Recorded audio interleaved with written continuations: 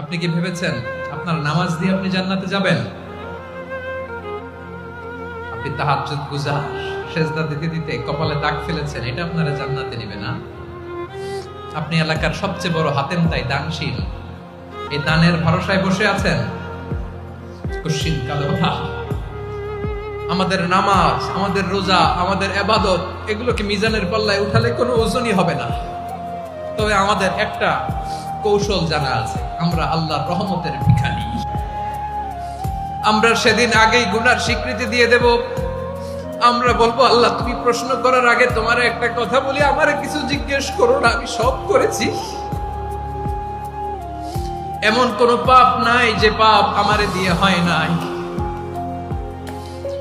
তোমার রহমত দিয়ে তুমি জান্নাতে পাঠাবা, তোমার দয়ায় জান্নাতে যেতে চাই, আমল দিয়ে না। পারবেন বলতে? কিয়ামতের দিন আমরা বলবো, আল্লাহ আমার আমল দিয়ে জান্নাত চাই না, আমি তোমার দয়া দিয়ে জান্নাত চাই। তোমার দয়া ছাড়া আমার কোনো উপায় নাই।